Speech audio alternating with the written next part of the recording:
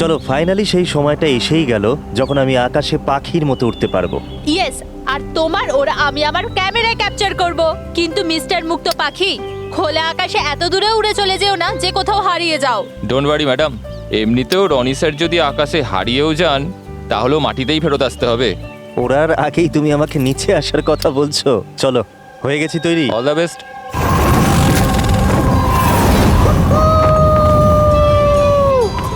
Yes, this is so much fun! Oh my god! Yes, come on, keep going, keep going. Alia, I love you! Roni, I love you too. Wow, মনে হচ্ছে না ভালোই experience আছে। Of course, আমেরিকাতে ও অনেক adventure sports try করেছে, bungee jumping, paragliding, আরো অনেক। ইন্ডিয়াতে কোনো কিছু ট্রাই করেনি, আর যখন ইন্ডিয়াতে এসেছেই সারাদিনের জন্য, তো কেন কিছু ট্রাই করবে না?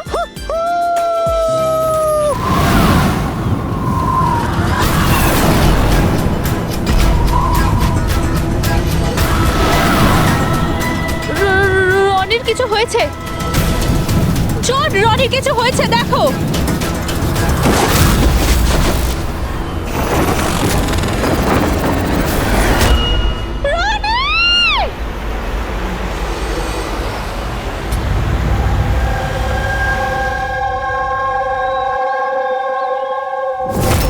আমি আর রনি এখানে ছুটি কাটাতে এসেছিলাম। আমি কি করে জানবো এটাই রনির জীবনের শেষ দিন হবে?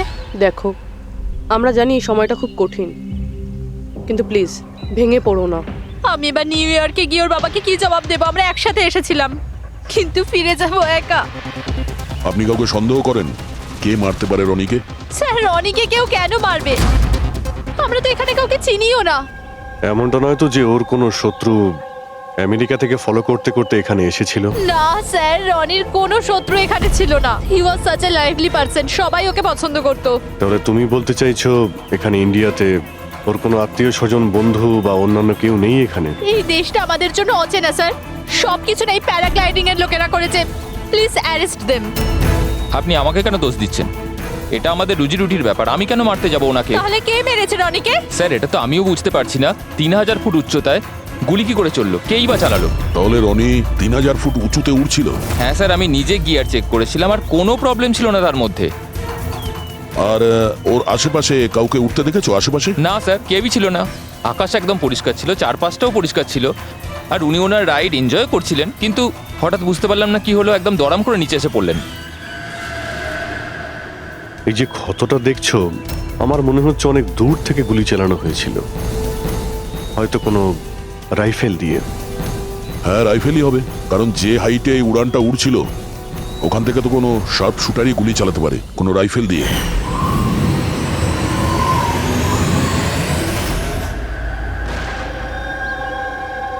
এখানে আশেপাশে কাউকে বন্দুক বা রাইফেল নিয়ে দেখেছিলে কাউকে? এখানে বন্দুক আনা অ্যালাউ নয় স্যার। আপনি আসল বন্দুকের কথা বলছেন স্যার? পুজোর ক্যাপ বন্দুক ফাটানোরও অনুমতি নেই। আপনারা কাউকে দেখেছেন এখানে? না ম্যাম, না তো। না না ম্যাম। আচ্ছা আলিয়া, আপনি যখন এখানে এলেন রনির সাথে, আপনার কাউকে সন্দেহ হয়েছিল? মানে কেউ আপনাদের ফলো করছে, এমন কোনো লোক যে গন্ডগোলের মনে হচ্ছে? না স্যার, এরকম তো কেউ ছিল না। তাহলে কি গুলি আকাশ থেকে চলেছিল নাকি? স্যার, আমি তো বললাম রনি স্যারের আশপাশে তো কেউই উড়ছিল না, তাহলে আকাশ থেকে গুলি চালালো কে? হ্যাঁ স্যার, আকাশে কেউ ছিল না। আপনি চাইলে এই ফুটেজগুলো চেক করতে পারেন, এখানে কেউ নেই ওর সাথে।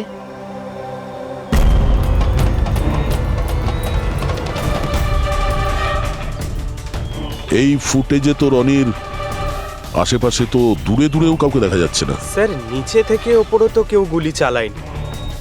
ইনি বলছেন যে যখন ও ওপরে উঠছিল কেউ ওর আশেপাশে ছিল না, ওপর থেকেও কেউ গুলি করতে পারবে না।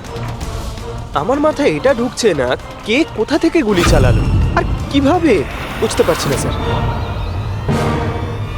অদ্ভুত ব্যাপার তো, ওর কোনো শত্রু নেই, তাহলে ওকে খুন করার জন্য এরকম প্ল্যানিং কে করতে পারে? কেসটা খুব জটিল মনে হচ্ছে। কোনো বাঁকা লোককে এখানে পাঠিয়ে দিই, বাঁকা প্রমাণ, হয়তো সে কিছু পেতে পারে।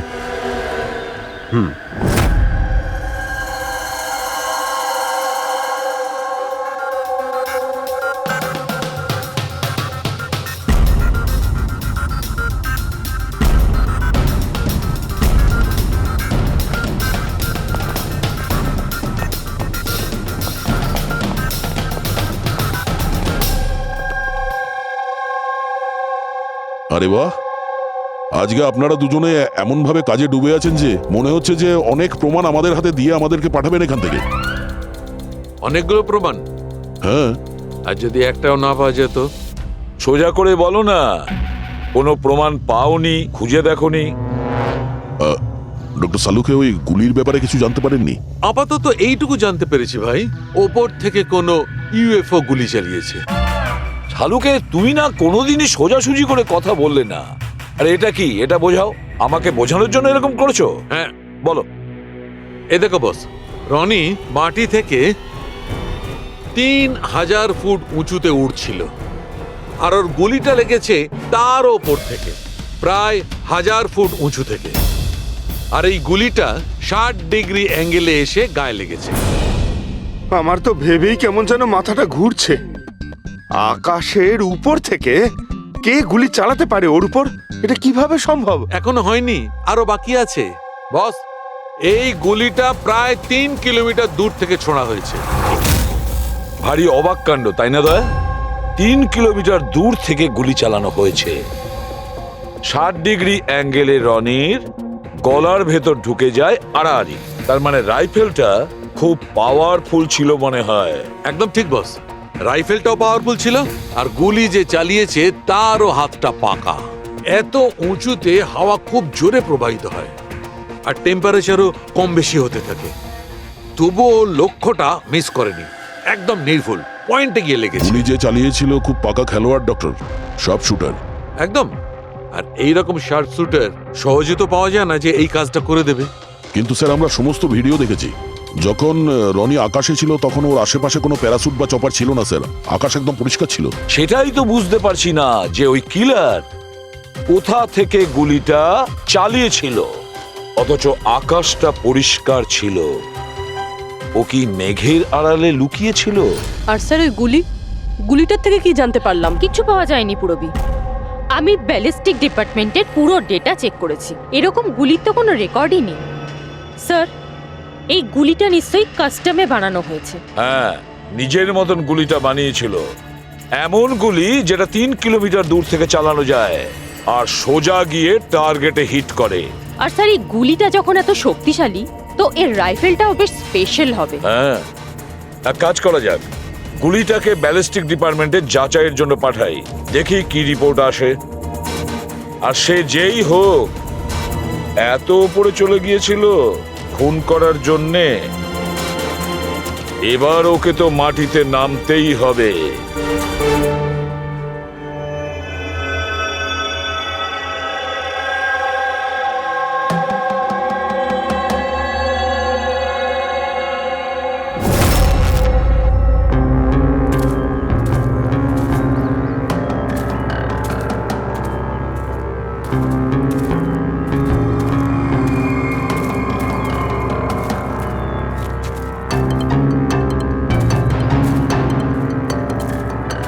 ব্রাদার, উই ক্যান ডু ইট।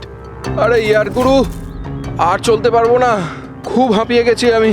ব্যাস নবীন, আর বেশি দূর নয়, 3000 ফিট চড়ে ফেলেছি, পাশেই আছে। We can do it, come on.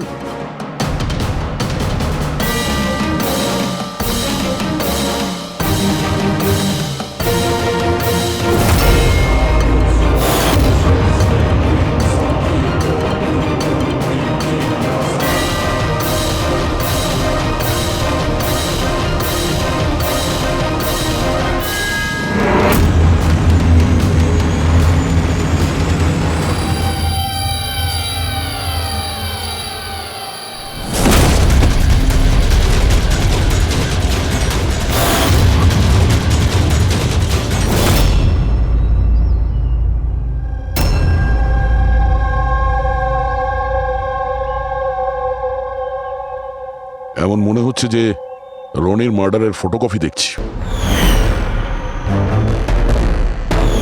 3000 fit উপরে ঠিক ওরকমই গুলি মেরেছে, মাথার পেছনে। একেও একইভাবে গুলি চালিয়েছে। আচ্ছা, তোমরা যখন ট্রেকিং করছিলে, এই হিতেনের পিছনে কেউ কি ছিল? না স্যার, হিতেনই সবার পিছনে ছিল স্যার। স্যার, এই দেখুন ফুটেজ। স্যার, এটা ওই জায়গায় যেখানে এই সব কিছু হয়েছে। অদ্ভুত তো, পিছনে তো খোলা আকাশ রয়েছে, এমন কোনো জায়গা নেই যেখান থেকে গুলি করা যায়। তাহলে ওর গুলি লাগলো কি করে? দুটো কেসেই ধরা যাচ্ছে না যে গুলি কোথা থেকে চলেছে। স্যার একদম ঠিক বলছেন। আকাশ থেকে কোনো কাক বা পায়রা কি করে গুলি চালায়? এই গুলিটা চালালো কে? আর এই দুটো গুলি 24 ঘন্টার মধ্যেই চলেছে। আমার মনে হয় এই দুটো কেসের মধ্যে কোনো না কোনো কানেকশন আছে। আচ্ছা, এই হিতেন কি কাজ করতো? স্যার কলেজ স্টুডেন্ট ছিল স্যার, মুম্বাই গ্র্যাজুয়েশন করতে এসেছিল স্যার। ট্রেকিংয়ের অনেক শখ ছিল ওর। অভিজিৎ, বুঝতে পারছি না যে কেউ একজন কলেজ স্টুডেন্টকে মারার জন্য এত প্ল্যান করবে কেন। সেটাই তো, প্রথমে রনি আর এখনই হিতেন। তবে আকাশ থেকে তৃতীয় গুলিতে অন্য কেউ মারা যাওয়ার আগে এই খুনিকে ধরতেই হবে খুব তাড়াতাড়ি। গত 24 ঘন্টায় দুটো খুন হয়েছে, দুটোই যুবক, আর দুজনকে মারার পদ্ধতিও অদ্ভুত। অদৃশ্য খুনি। স্যার দুজনেরই মৃত্যু হয়েছে অ্যাডভেঞ্চার স্পোর্টস করতে গিয়ে। মাটি থেকে 1000 ফুট ওপরে মেরেছে স্যার।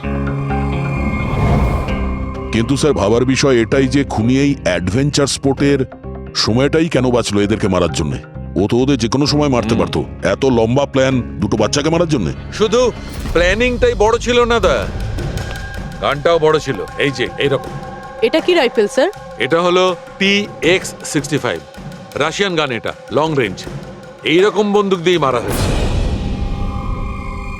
ডক্টর সালুকে, এই বন্দুকটা দিয়ে 3 কিলোমিটার দূরে টার্গেটে কি হিট করা যায়? হ্যাঁ ফ্রেডি, শুটিং রেঞ্জে আমি এটা ট্রাই করে দেখেছি।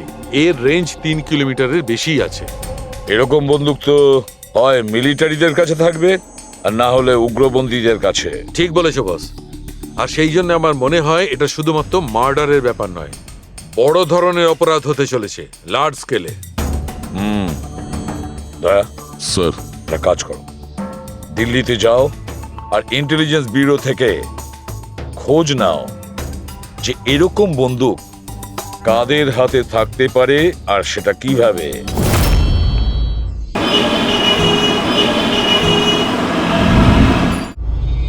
এই সমস্ত খুন এই রাইফেল দিয়েই হয়েছে। আর আপনারা তো জানেনই, এরকম হাই প্রোফাইল রাইফেল তো সবার কাছে থাকে না। আপনি একদম ঠিক বলছেন স্যার।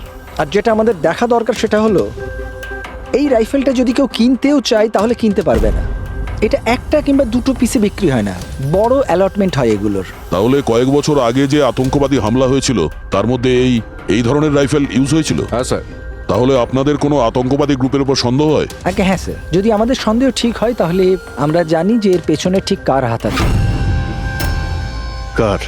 এই অঞ্চলেই কিছুদিন আগে আমাদের আর্মি অনেক অস্ত্র আটক করেছিল।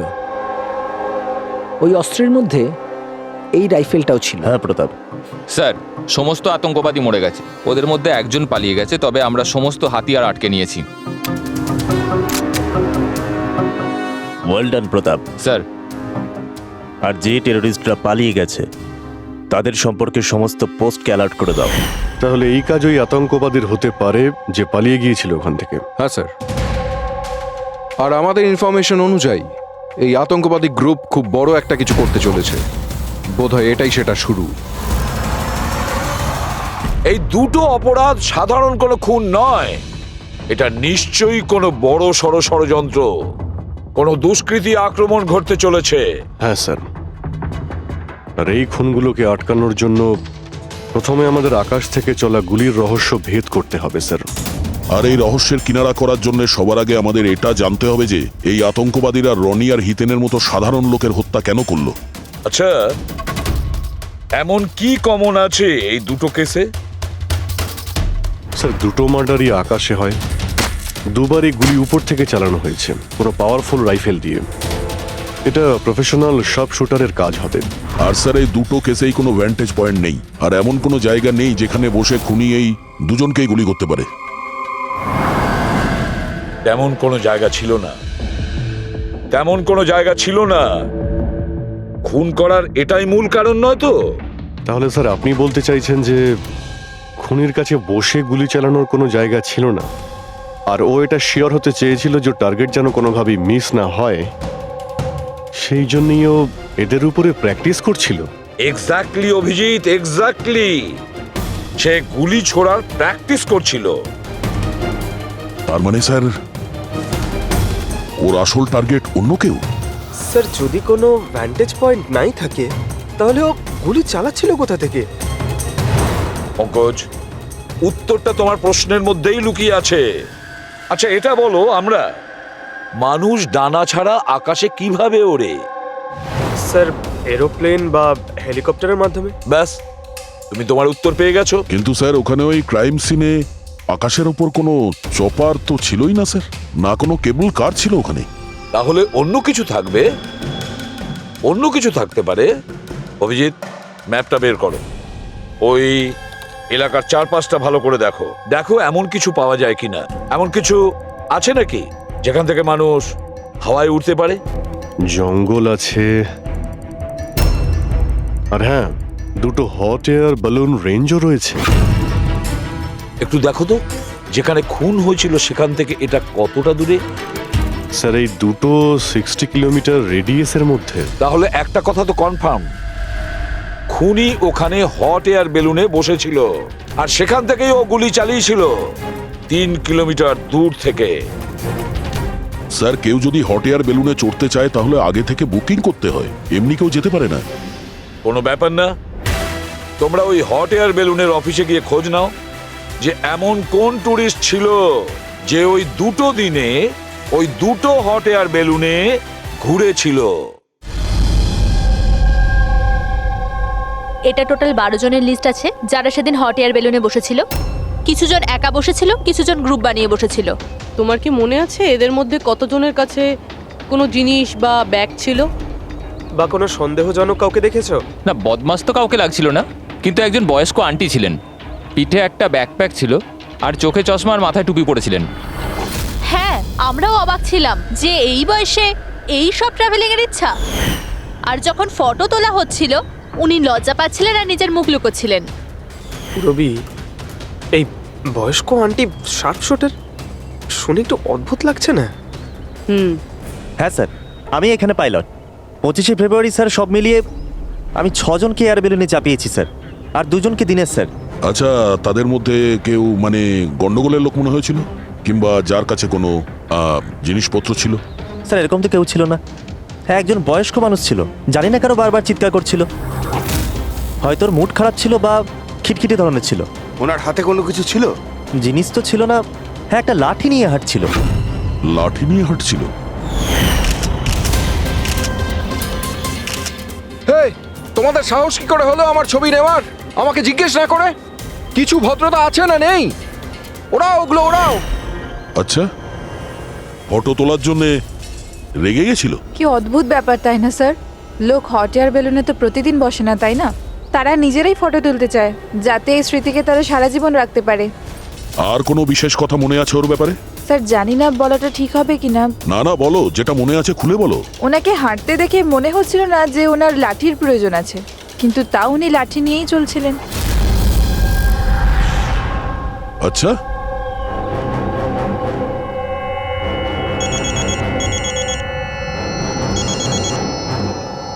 হ্যাঁ স্যার। কিছু জানতে পারলে? স্যার এখানে একজন বয়স্ক মহিলা এসেছিল আর তার হাতে একটা ব্যাকপ্যাকও ছিল। আর হ্যাঁ, ওই মহিলা ছবিও তুলতে চাইছিল না। আচ্ছা, এখানেও একজন বুড়ো লোক এসেছিল হট এয়ার বেলুনে চড়তে লাঠি নিয়ে, আর তারও ফটো তোলায় আপত্তি ছিল। স্যার এই বয়স্ক মহিলা আর বয়স্ক লোক একই ব্যক্তি নয় তো?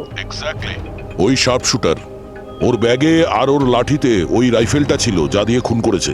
আর স্যার দুদিনই এ একাই ওপরে গিয়েছিল, কারণ যদি অন্য টুরিস্টের সাথে যেত তাহলে রাইফেল সেট করতে আর টার্গেট সেট করতে প্রবলেম হয়ে যেত। না পুরবি, আমার মনে হচ্ছে একলা যায়নি। মানে ওই হট এয়ার বেলুন চালানো আর সঙ্গে এই রাইফেলটা চালানো দুটো কাজ একসঙ্গে করা মুশকিল। ওই হট এয়ার বেলুনের পাইলটও ছিল সঙ্গে। মানে স্যার এই অপরাধে পাইলটও যুক্ত? একটা কাজ করো, ওই পাইলটটাকে ধরো তাড়াতাড়ি। ওই দিন ওই বয়স্ক মহিলাকে বেলুনে উপরে কে নিয়ে গিয়েছিল? পাইলট কে ছিল? সঞ্জীব ছিল। এই পালাবি না, দাঁড়া দাঁড়া দাঁড়া। না আমাকে মারতে পারবে না ওকে। এই এই সঞ্জীব,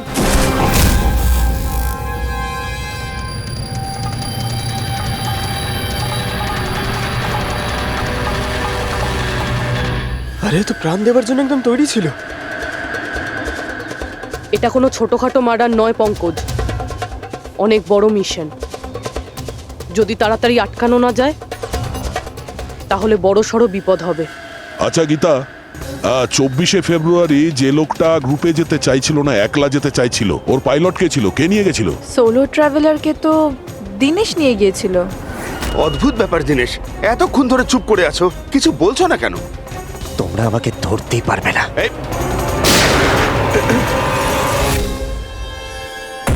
এখন যমরাজ তোকে অ্যাপয়েন্টমেন্ট দেওয়ার মুডে নেই। যতক্ষণ না আমাদের প্রশ্নের উত্তর আমরা পাবো, তোকে বেঁচে থাকতে হবে। চল।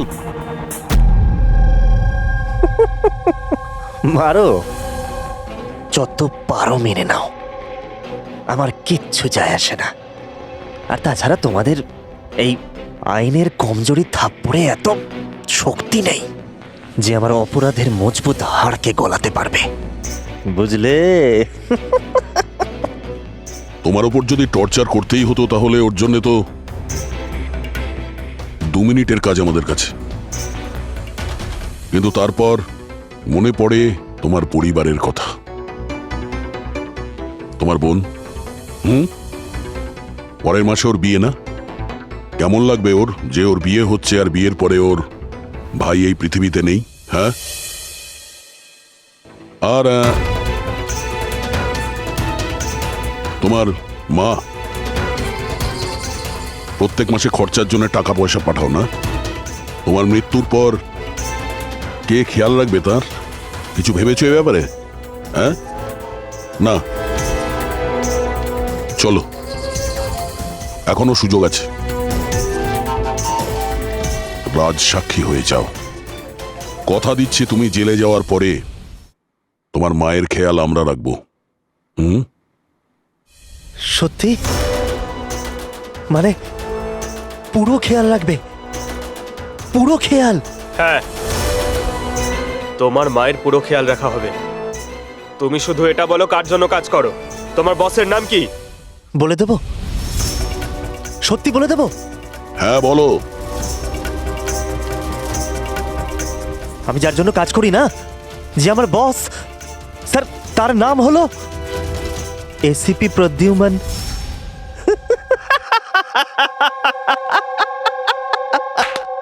এসিপি প্রদ্যুম্ন, যাও ধরে নাও আর গ্রেফতার করে নাও তাকে। বলেছিলাম না আমি কিচ্ছু বলবো না, যা করার আছে করে নাও। সিআইডি কোথাকার। সিআইডি। বস বস।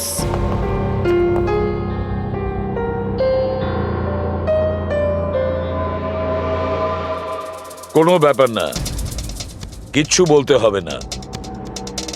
এখন না তোমাকে কিছু জিজ্ঞাসা করব, কিছু বলার জন্য তোমাকে আমরা জোর জবরদস্তিও করব না, কিচ্ছু করব না। শুধু একটাই কাজ করব, আমরা তোমাকে ঘুমোতে দেব না। শুতে দেবেন না? এমনিতেও আমি জেগে থাকলেও আমি আপনাদের কিছুই বলবো না। কোনো প্রয়োজন নেই, কিচ্ছু বলো না, কিন্তু আমরা শুতে দেব না তোমাকে। ওকে ভাই দয়া, আমি এটা শুনেছিলাম যে মানুষ কোনো কিছু না খেয়ে অনেক দিন সার্ভাইভ করতে পারে, কিন্তু না ঘুমিয়ে কত কষ্ট হবে এই বেচারার। তোর বাঁচাটা খুবই মুশকিল, আমি এসব দেখতে পারবো না।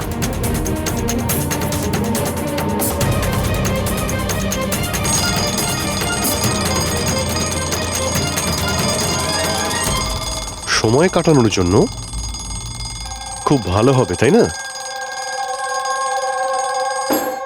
তোর জীবনের শেষ মুহূর্তগুলো তুই এই কাঁটার সঙ্গে গুনতে থাকবি, ঠিক আছে?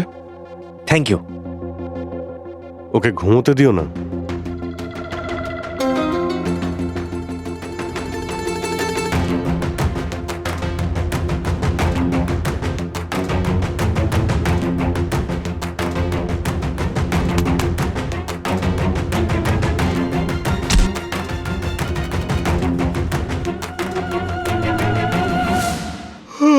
ফ্রেডি স্যার, আরে কোথায় আছেন আপনি?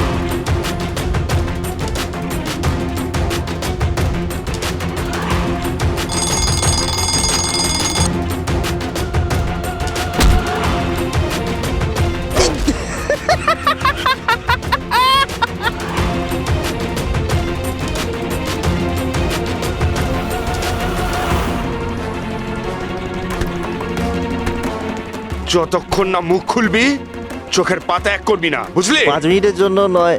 চল। না 1 মিনিট 1 মিনিট তো শুতে দাও। 1 সেকেন্ড, শোবো না একদম, শোবো না একদম। এই, শোবো না আমি।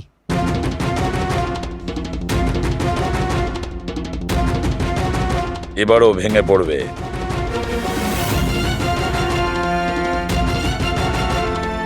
সবকিছু বলতে বাধ্য হবে।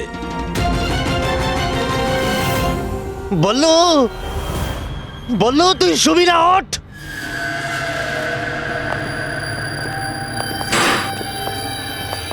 এই ঘুমোতে চাস? আরে ওকে একটু ঘুমোতে দাও। কি প্রবলেম তোমাদের? ঠিক আছে, তোমাকে ঘুমোতে দেবো আমরা। আগে বলো যে তোমাদের গ্রুপের প্ল্যানটা কি? এই, বলছি, আমার নাম দীনেশ নয়,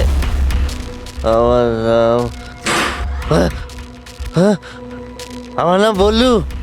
দীনেশ নয় আমার নাম। আর আমাকে স্পেশালি এই মিশনের জন্য তৈরি করা হয়েছিল। আর যে 2টো মার্ডার হয়েছিল না, ওটা প্র্যাকটিস ছিল।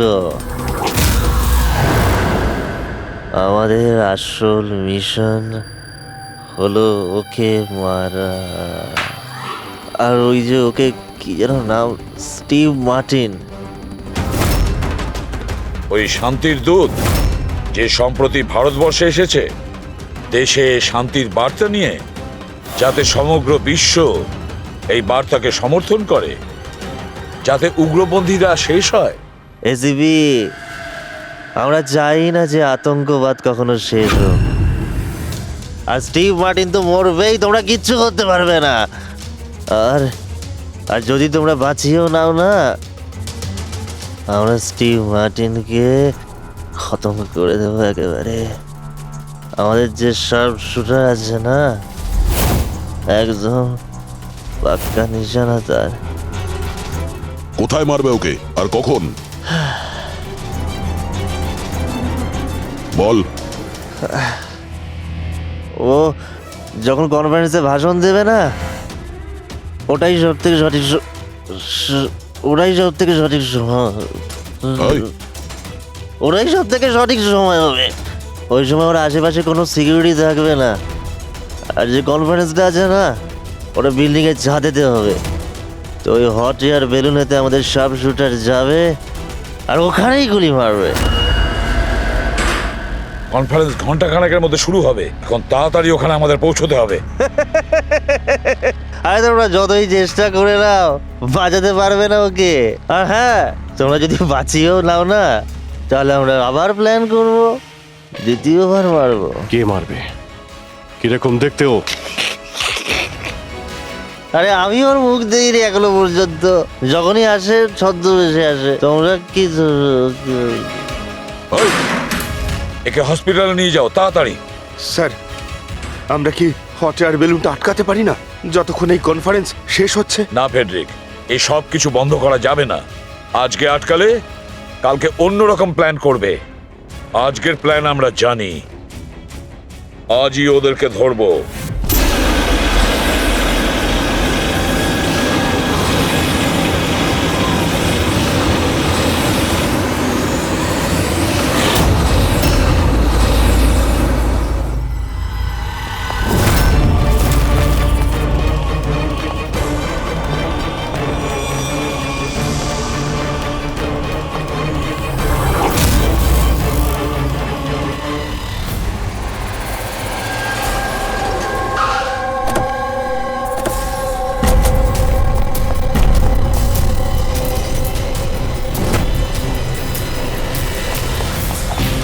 সিআইডি। মিস্টার স্টিভ মার্টিন কোথায়? ওপরে কনফারেন্স রুমে। ওর কাছে নিয়ে চলুন, আসুন। তাড়াতাড়ি। তাড়াতাড়ি।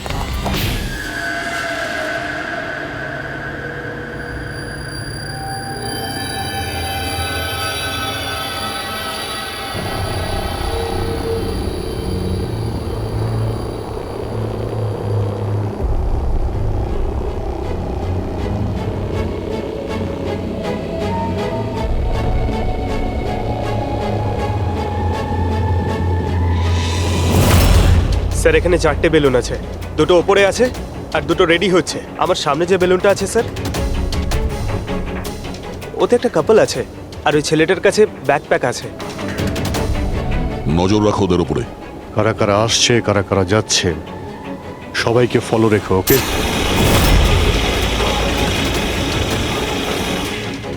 স্যার ওদের বেলুন টেক অফ করেছে। হ্যাঁ,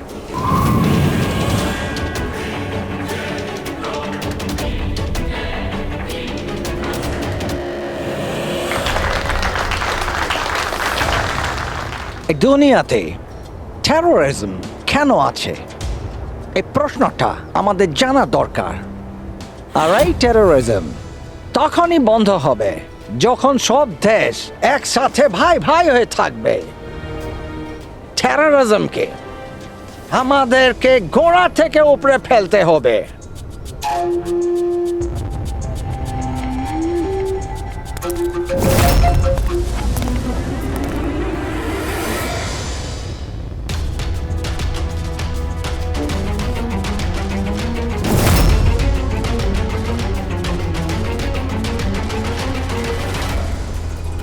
দুজন মিউজিশিয়ানকে দেখছি, ওরার জন্য তৈরি হচ্ছে।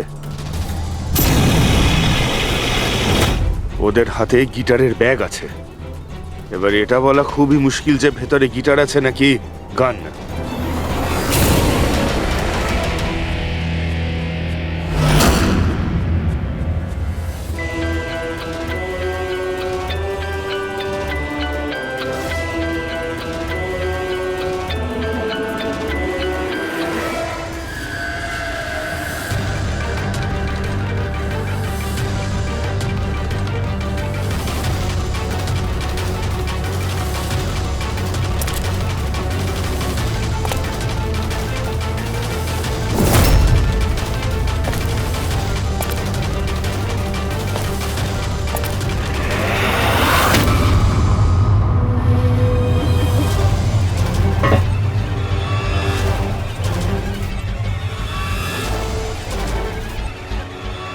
স্যার আরও একটা লোক এসছে, ওর কাছে একটা ব্যাকপ্যাক আর একটা ক্রাচ রয়েছে।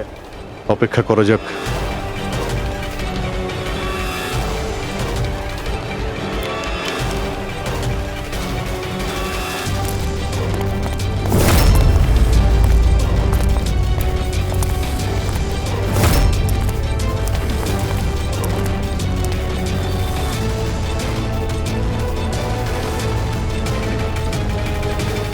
স্যার ক্যামেরা ক্রু এসেছে, ওদের কাছে আবার দুটো ব্যাগ। Camera crew?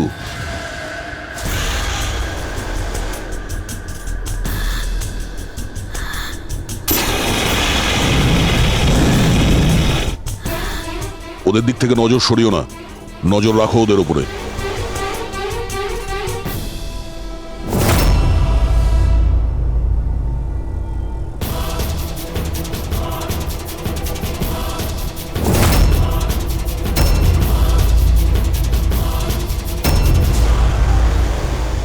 স্যার এখানে তো অনেক বেলুন উঠছে। সুইসাইড বম্বিং কি এটা?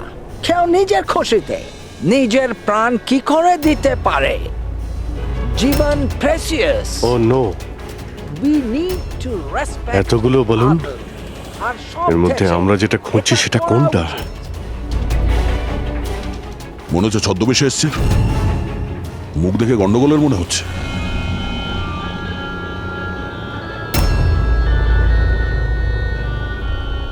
দয়া, ওই দুটোর উপর নজর রাখো। আমরা যেন সব সময় একটা কথা মনে রাখি, ওয়ার্ল্ড ওয়ার 1 আর ওয়ার্ল্ড ওয়ার 2। এটা তো গিটার। হচ্ছে কি এখানে? উপরে গিয়ে এরা মিউজিক বাজাবে নাকি? বাকি সমস্ত বেলুন তো চলে গেছে, একটাই আছে। মানে স্যার খুনি এই বেলুনের মধ্যেই রয়েছে? Wait and watch. মানে স্যার, খুনি এই বেলুনের মধ্যেই রয়েছে? এরা তো নিজেদের জায়গা থেকে নড়ছে না। Camera crew. স্যার, এ কোথায় গায়েব হয়ে গেল?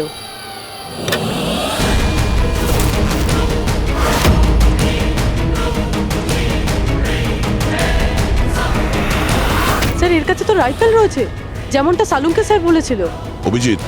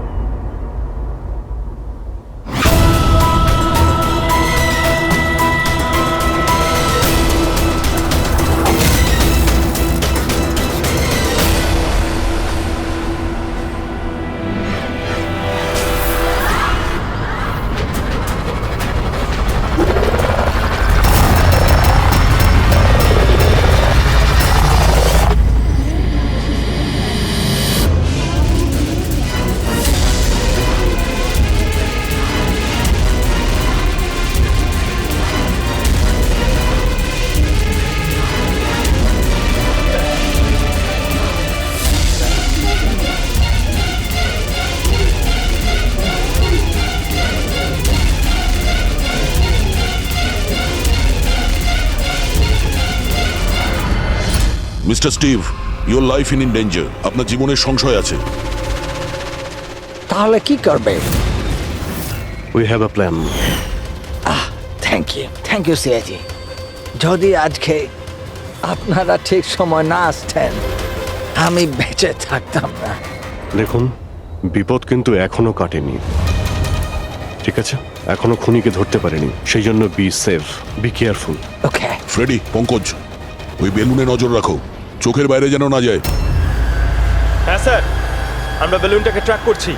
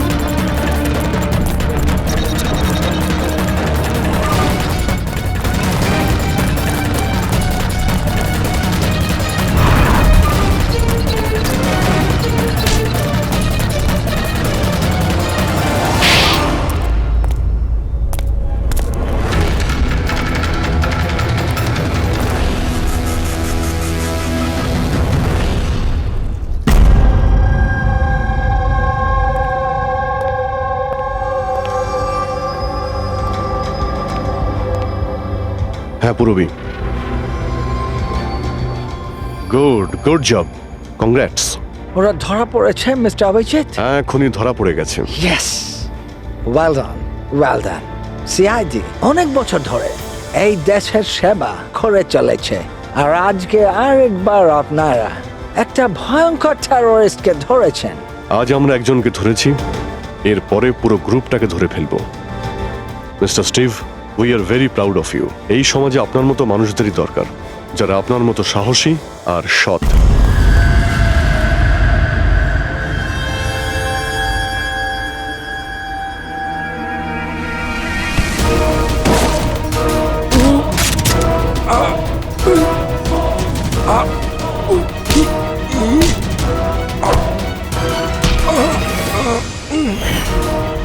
তাহলে তুমি ছদ্মবেশে রনি আর হিতেনকে মেরেছো। তোমার মতো একজন সব শুটার জেলের ভাত খেয়েও ফাঁসির অর্ডার আসার আগে পর্যন্ত। তোমার কি মনে হচ্ছে তোমরা আমাকে ধরে নিয়েছো তো স্টিভ প্রাণে বেঁচে যাবে? কখনো নয়। আমাদের ক্ষমতা এত বেশি যে তোমাদের আইন এটা খুঁজতে খুঁজতে হাঁপিয়ে যাবে, কিন্তু আমরা শেষ হব না। শেষ হবে তোমাদের এই দেশ। শোন ছারপোকা, আমাদের দেশের উপর অনেকে খারাপ নজর দিয়েছে, আবার চলেও গেছে। জানিস আমাদের দেশ কত বছর স্বাধীন হয়েছে? ৭৪ বছর। আর এই ৭৪ বছরে আমাদের দেশের জওয়ানরা জানি না কত আতঙ্কবাদীকে মেরেছে। আজ তোর পালা, কাল তোর সঙ্গীদের পালা। আমাদের দেশ থাকবে, খুব ভালোভাবেই থাকবে। আর এই দেশ থেকে যদি কোনো জিনিস চলে যায় সেটা হলো আতঙ্কবাদ, বুঝেছিস? আতঙ্কবাদ।